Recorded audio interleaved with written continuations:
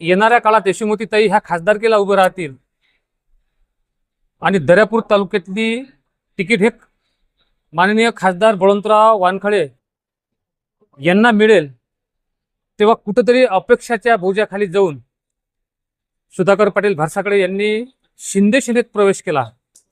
ते जरी म्हणत असतील की नगर परिषदमध्ये कामे येत नाहीत म्हणून मी प्रवेश केला, सुधाकर पाटील काँग्रेस सोडून शिंदे गटात गेल्यानंतर लोकांना वाटत होतं की काँग्रेस इथली संपली, पण अशाही काळात काँग्रेस हा न संपणारा पक्ष आहे हे 2-3 प्रसंगातून इथं दाखवलं गेलं। आणि त्यानंतर अंजनगाव तालुका प्रमुख म्हणून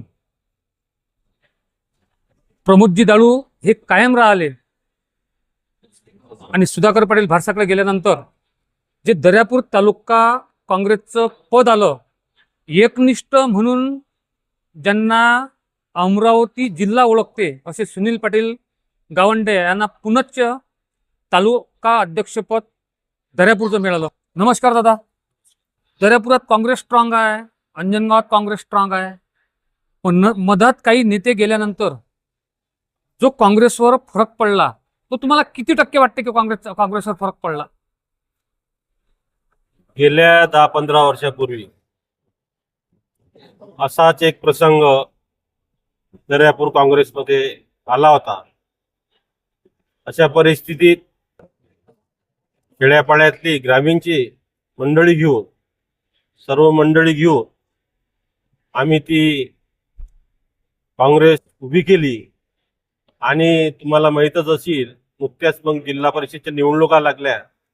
4 पैकी 3 जिल्हा परिषद सर्कलमध्ये काँग्रेस इथं विजयी झाली आणि डॉक्टर अविनाश ठाकरे हे फार कमी मताने इथं पडले।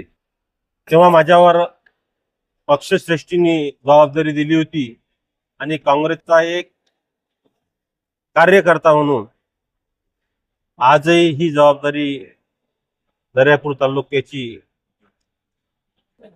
काँग्रेसच्या नेत्यांनी माझ्यावर दिली।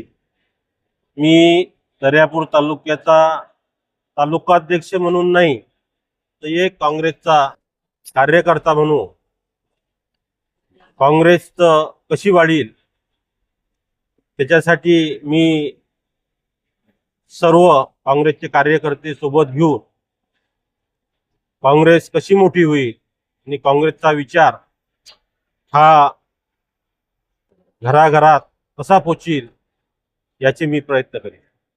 मी सुनील पाटील गावंडे यांना सरळ प्रश्न केला, पण राजकारणी लोक कुठल्याही प्रश्नाला बगल कशी देतात याचं ज्वलंत उदाहरण सध्या पाहिलं। मी त्यांना विचारलं की काँग्रेसचे सुधाकर पाटील गेल्यानंतर तुमच्या काँग्रेसमध्ये किती टक्के नुकसान झालं? त्यांनी तिथे तकलाद उत्तर दिले। हाच प्रश्न घेऊन मी डबल प्रमोद भाऊ दाळू यांच्याकडे जातो। ते सध्या नवनियुक्त पुनच्च तालुका प्रमुख झालेले आहेत। प्रमोद भाऊ यांनी गोलमाल उत्तर दिले, पण मला असं वाटतं की तुमच्याकडून ती अपेक्षा राहणार नाही। काँग्रेसचं सुधाकर पाटील गेल्यानंतर किती टक्के नुकसान झालं? नुकसान हा शब्द बोलण्यात काही अर्थ नाही। त्यांच्या विचाराने जे काही विचारांना प्रेरित झालेले लोक असतील ते त्यांच्यासोबत जातील, परंतु काय, काँग्रेस ही एक विचारधारा आहे, हे एक वेगळंच संघटन आहे आणि या विचाराचे लोक दर्यापूर मतदारसंघात भरपूर आहेत। काही काळापूर्वी आम्ही वेगळ्या पक्षात होतो तेव्हा आम्ही ते हिंदुत्ववादी विचारात घालून घेतले होते, पण आता आम्ही सर्वजण काँग्रेसच्या विचारात सोबत आहोत। आणि आज कसं आहे, संघटना 5 वर्षापासून मी माझ्या तालुक्यापुरतं बोलणार की आमच्या तालुक्यात जी काँग्रेस रसातळाला गेलेली होती, जर अशी कमजोर झालेली होती, ते बबलूभाऊ बळवंतराव या सर्वांच्या आशीर्वादाने, सर्वांच्या मेहनतीने आम्ही ती आज चांगली टॉप लेवलला काँग्रेस आहे। आज आमच्या भागात तर भरपूर आहे, कोण गेलं कोण जाते याकडे लक्ष न देता निष्ठावंत सुनील पाटील आहेत। या तालुक्याचं खंबीर नेतृत्व आहे की ज्यांच्या घरात आजची नाही पण आम्ही नसताना पासूनची काँग्रेस आहे आणि ती काँग्रेस उभी करण्याची त्यांना शैली माहिती आहे। ते यापूर्वी तालुक्याचे अध्यक्ष होते आणि आमचा विषय आला आमच्या अंजनगावातलं कोणीच गेलं नाही, कोणी गेलं नाही। आणि जर समजा कोणी गेलंही तर त्यामुळे काँग्रेसला फरक पडणार नाही एवढं मला वाटते। बरं, हे उभाटा सध्या संपल्याच जमा, पक्ष संपत नसतो, पण त्यांचं मताधिक्य समजा हे फुटीमध्ये कमी झालं। तुम्हाला कधी कधी वाटत नाही का बरं झालं मी शिवसेनेतून आलो काँग्रेसमध्ये मिळालो? आता ह्या प्रश्न एक वेगळा आहे. शिवसेनेतून आलो आणि काँग्रेसमध्ये आलो बरं वाटत नाही. आता तो खूप जुना विषय झाला.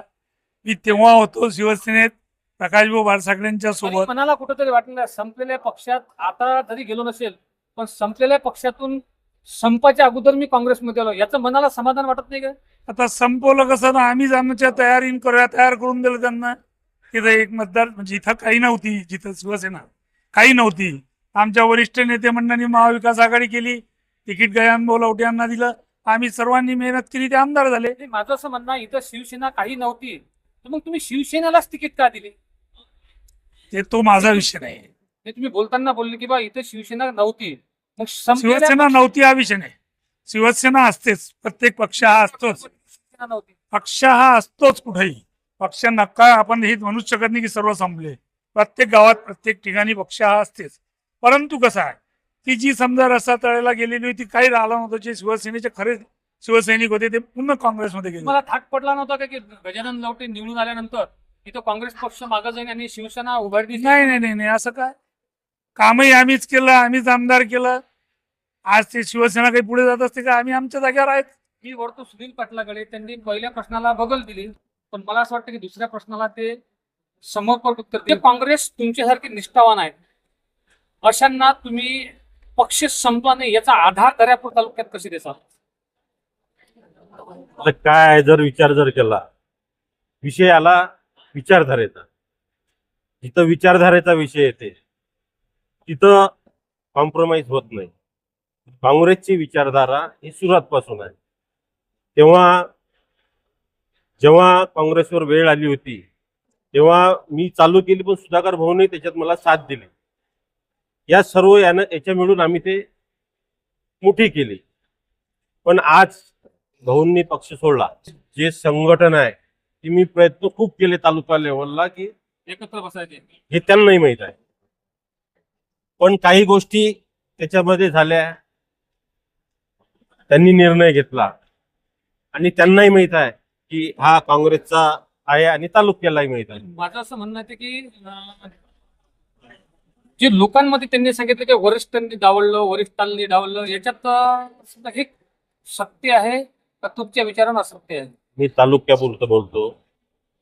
तालुक्यात 10 वर्षापूर्वी जे काँग्रेसला आजची जी परिस्थिती आहे हीच परिस्थिती आली होती तेव्हा सांभाळली. आजही पक्षानं माझ्याकडे काम दिलं आणि पक्षाचा कार्यकर्ता म्हणून, अध्यक्ष म्हणून नाही, मी ते मायापरीनं जे करता येत असेल ते मी करणार आहे. मला असं वाटत नाही की आहे त्यापेक्षा एवढ्याच मेहनत घ्यावं लागेल. समजा मेहनत तर घ्यावंच लागणार आहे, प्रश्नच नाही. बरोबर. सर्व गोर गरीब जनता घेऊन, आणि तो माझ्या पक्षाचा मला स्वाभिमान आहे, अभिमान आहे. माझ्याकडून जे करायचं आहे ते मी करणार आहे. ही माझी दुसरी पाडी आहे. आता माझा शेवटला प्रश्न राहील दोघांना सुद्धा, आणि कमी वाक्यात तुम्हाला उत्तर द्यावं लागेल. काँग्रेस माणसाप्रती प्रेरित आहे का पक्षाप्रती का विचारधारेप्रती? काँग्रेसची हे विचारधारा आहे. त्या विचारधारेवर विचार करून लोक कन्फर्म ऐका जागे. ते आम्ही तर निमित्त आहोत त्या पक्षाला मोठे करणारे. आम्ही आमचं कार्यकाम करत राहतो. एक कार्यकर्ता म्हणून सुनील भाऊंनी सांगितलं, तालुका अध्यक्ष म्हणून एक कार्यकर्ता म्हणून मी काँग्रेस जोडायचे काम करेन. तशा टाईपची काँग्रेसची विचारधारा आहे. त्या विचारधारेला फक्त एकरूप करायचं आहे. पण ती गटबाजी न होता त्या विचारधाराला एकरूप केलं म्हणजे आपोआपच काँग्रेस वाढते. यावर तुमची प्रतिक्रिया?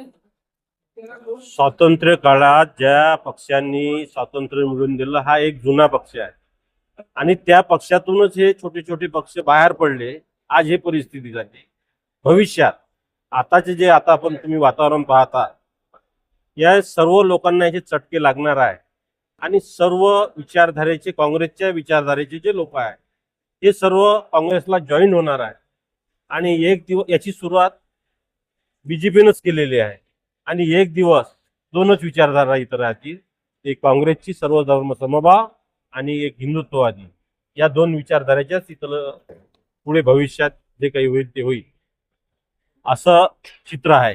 गणेशराव, मला असं वाटलं होतं की तुम्ही बीजेपीची जे विचारधारा आहे की एक देश एक इलेक्शन त्यानंतर प्रादेशिक पक्ष हम्म. संपुष्टात आणले. कारण प्रादेशिक पक्षामुळेच काँग्रेसचं हे पतन झालेलं आहे. म्हणजे तुम्ही बीजेपीची जी विचारधारी आहे, येणाऱ्या काळात दोनच पक्ष राहतील. बिलकुल बरं, हे दोनच पक्ष का राहतील?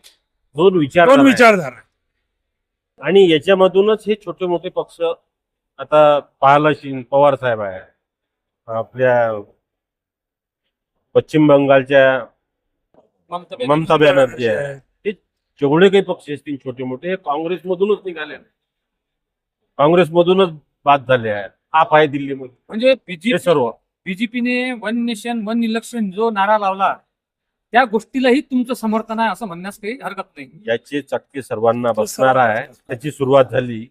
जसे चटके बसतील तसे हे सर्व विचारधारा आणि काँग्रेसची जनतेच्या लक्षात येऊन राहिलं. आणि ज्या दिवशी काँग्रेसची सर्व विचारधाराने एक होती त्या दिवशी काँग्रेसच या देशामध्ये राहील आणि काँग्रेसच भारतासाठी सर्व जाती धर्माला घेऊन चालणारा एकमेव पक्ष आहे.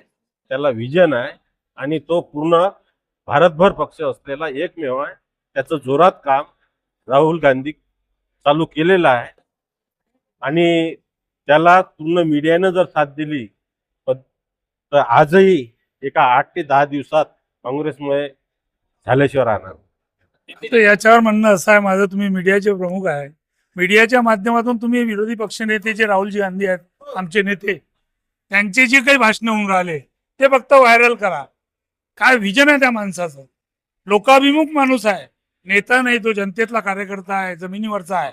तो जो म्हणून राहिला नफरत छोडो भारत जोडो, या त्यात खूप काही आहे, परंतु मीडियानंच त्यांना कुठेतरी लपून ठेवलेला आहे असा आमचा आरोप आहे. तुम्ही मीडियावाले त्यांना प्रसिद्धी जास्तीत जास्त द्या.